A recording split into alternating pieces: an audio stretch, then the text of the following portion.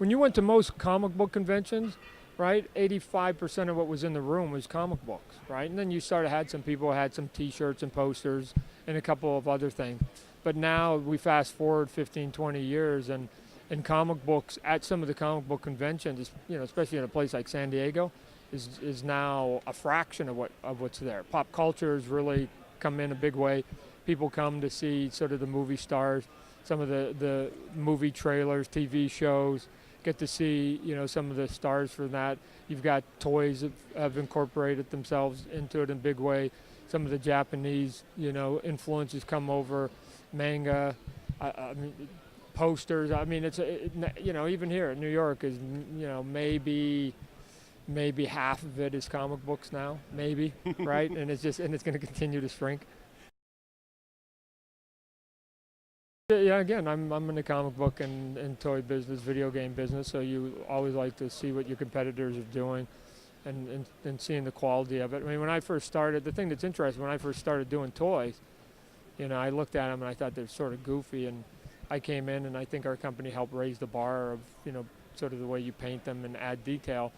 And there were very few toys that were out in the marketplace that I was jealous of. As a matter of fact, that's why I started a company, because I didn't think they were doing a good job. And now there's dozens of figures that come out that some of them are even hanging here that I go, wow, that's cool. I mean, and I go, oh, too bad we didn't make that one, right? Where years ago I wouldn't have said that. So luckily there's more product, I think, now for the consumer that wants to buy these toys, and the quality of it has all gone up.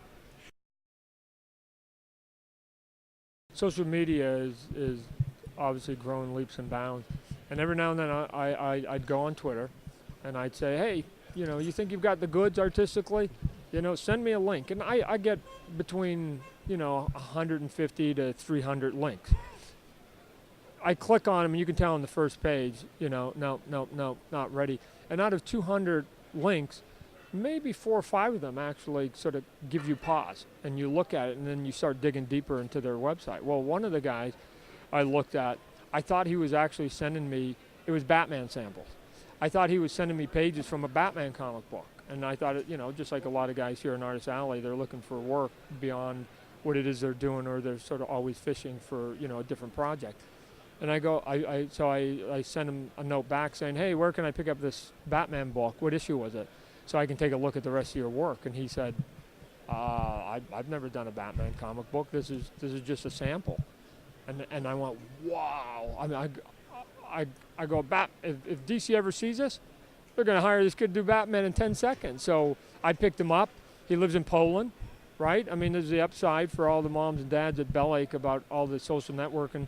This kid would never have gotten the break that he did, living halfway around the world to do American comic book. So I picked him up, and he's now done, I put him on Spawn starting with issue 201, and he's going to do 15 issues of Spawn this year. So Spawn's going to be the only book that's going to have 15 issues, and oh, by the way, it's going to be the only book that's going to have 15 issues by the exact same team. So this kid is a workhorse, and he's tremendous. What's his name, Todd?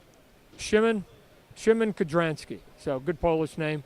He said, call me Simon, but it's Szymon. It's Szymon. So it's an interesting sort of spelling of it. But he's a good young man that works very hard. Champion Magazine.